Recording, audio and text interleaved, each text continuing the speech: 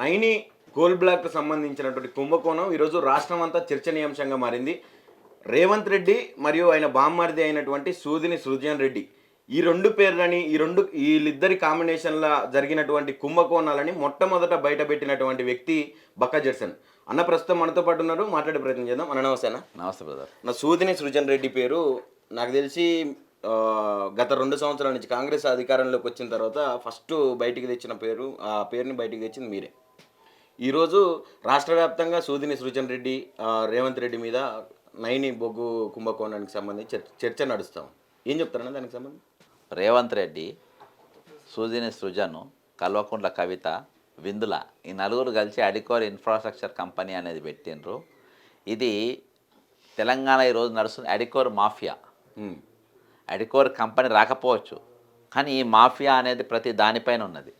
నీకు హైడ్రాల చూడు వీళ్ళ పాత్ర ఉంటుంది, నీకు కాంట్రాక్ట్ల చూడు వీళ్ళ పాత్ర ఉంటుంది, అమృత్ కాంట్రాక్ట్ల చూడు వీళ్ళ పాత్ర ఉంటుంది, పోస్టింగ్లలో వీళ్ళ పాత్ర ఉంటుంది, ట్రాన్స్ఫర్లలో వీళ్ళ పాత్ర ఉంటుంది.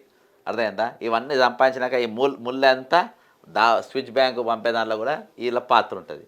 కాబట్టి ఈ మాఫియా అనేది చాలా ప్రమాదం అని చెప్పేసి ఇది వచ్చే రోజుల్లో జరగబోతున్నాను 100%. అది రోజు బొగ్గు కాంట్రాక్టర్లను టెండర్లు వేసే కాంట్రాక్టర్లను కూడా బెదిరించే స్థాయికి వచ్చింది సుజన్ అంటోడు.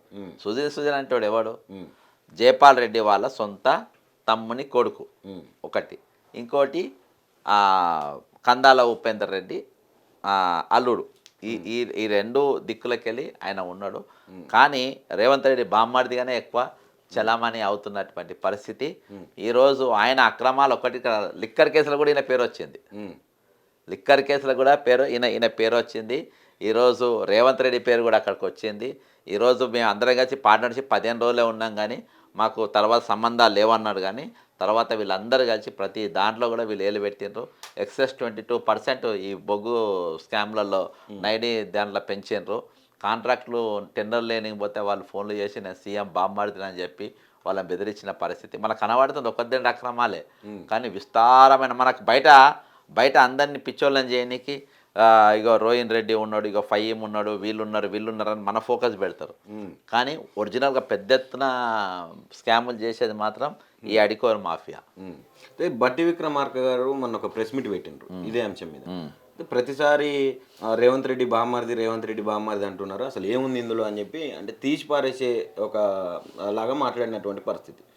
ఎట్లా అనిపిస్తా ఉన్నదని బట్టి విక్రమార్క గారు పెట్టి దాన్ని కవర్ చేసేటట్టుగా అనిపిస్తుంది. బట్టి విక్రమార్క అంటోడు పెద్ద దొంగ, నల్లికుట్లోడు. ఈరోజు కాంట్రాక్ట్ బిల్లులల్లో పర్సెంటేజ్లో బయటకు వచ్చింది.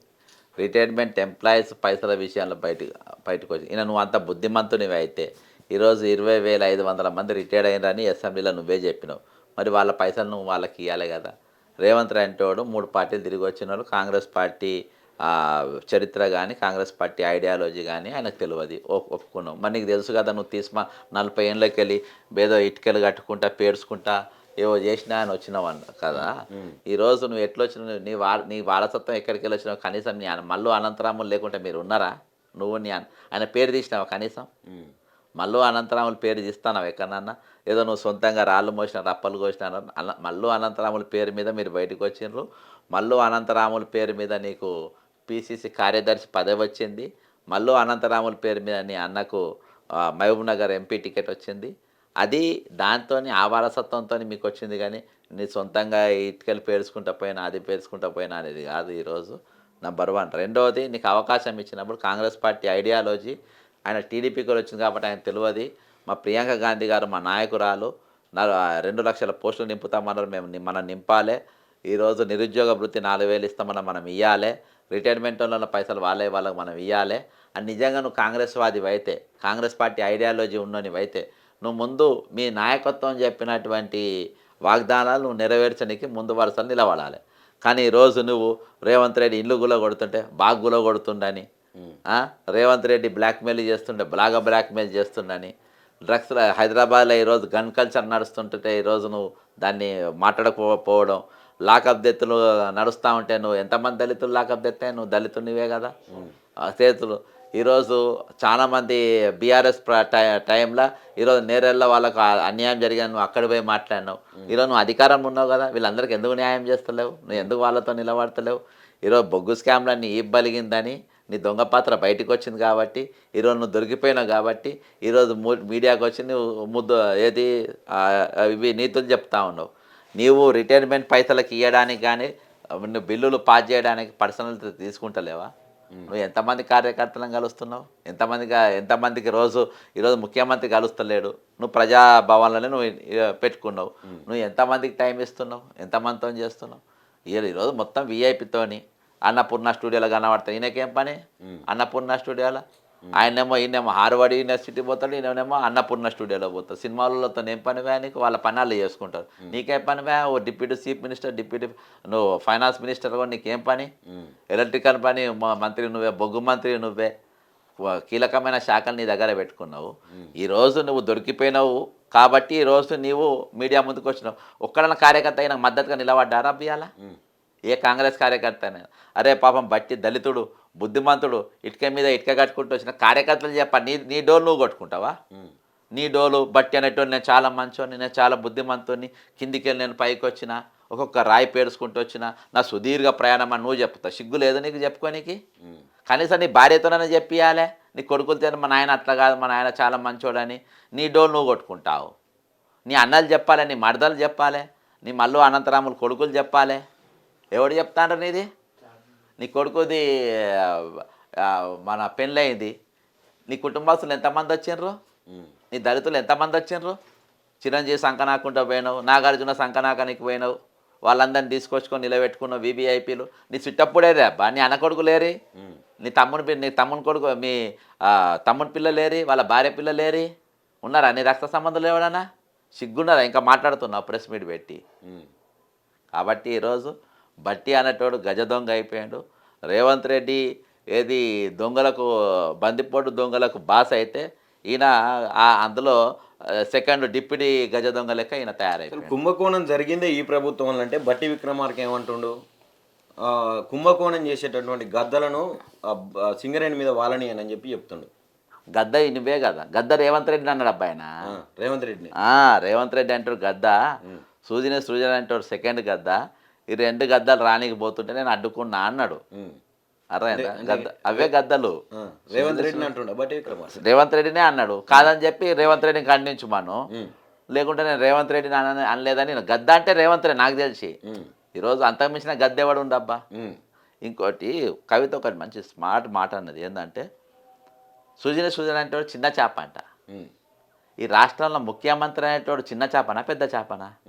ముఖ్యమంత్రి పేరు చెప్పేటోడు పెద్ద చేప అవుతాడా చిన్న చేప అవుతాడా?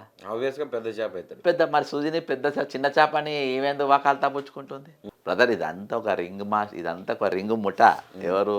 బట్టి వీళ్ళకు తేడా, వాటాల కాడ తేడాలు వచ్చినాయి రేవంత్కు బట్టికి. ఒకరి మీద ఒకరు స్టోరీలు వేయించుకున్నారు టీవీలల్లా. అర్థమైందా? వాళ్ళు బకరాలు అయిపోయినారు, ఛానళ్ళు ఆఫీసర్లు బకరాలు అయిపోయినారు. ఒక మహిళా ఐఏఎస్ ఆఫీసర్ ఇందులో ఆమె క్యారెక్టర్ సమిద అయిపోయింది. కాబట్టి ఈ విధంగా అందరినీ బలించుకుంటా వీళ్ళు ఒకరినొకరు కాంట్రాక్ట్ వాటాల కాడ తేడాలు వచ్చి ఈరోజు రోడ్ల మీదకి వచ్చి ప్రెస్ మీట్లు కిట్ట కాడికి వచ్చింది. నాకెందుకు పంచాయతీ ఇదే దొరికింది మోకాన్ దావోస్కి వెళ్ళి అమెరికా వీకెండు పీకే ఆయన నేను స్కూల్కి పోతున్నా, కాలేజీ పోతున్నా అని చెప్పేసి కాలేజీల ముందు స్కూళ్ళ ముందు ఇది నిలబడి ఫోటోలు దిగుతుండ్రు. మధ్యాహ్నం పూట లంచ్ బాక్స్ ఏమో రోహిన్ రెడ్డి తీసుకుపోతున్నారా? ఏది అక్కడ స్కూల్లో నేను చదివే స్కూల్లో అన్నం తినేదాకా రోహిన్ రెడ్డి ఉండి అన్నం తినిపించి మూతి దూడిచి మళ్ళీ బయటకు వస్తుండట. ఇక అట్లా నడుస్తుంది ఆయన స్కూల్ కథ. ఆయన ఏమో అక్కడ చదువుకుంటాడు. ఇక్కడ కీలకంగా ఉన్నటువంటి ఒక ముగ్గురు మంత్రులు ఒక సమావేశం ఏర్పాటు చేసుకున్నారంట ముఖ్యమంత్రులు లేని సమయంలో. ఎట్లా చూడొచ్చు అన్న దీన్ని? మంచి మీటింగ్ అది.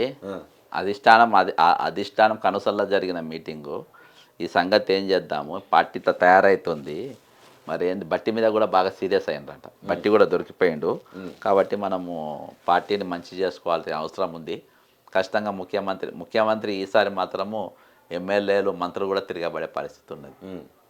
కాంగ్రెస్ పార్టీ వాళ్ళు ఊకుంటున్నారు కదా అని వాళ్ళ బలహీనత అనుకుంటే అలా పప్పులు ఉడకాయి. ఇంకోటి మన వార్ రూమ్ ఇన్ఛార్జిగా కూడా నిన్ననే మార్చిరంట.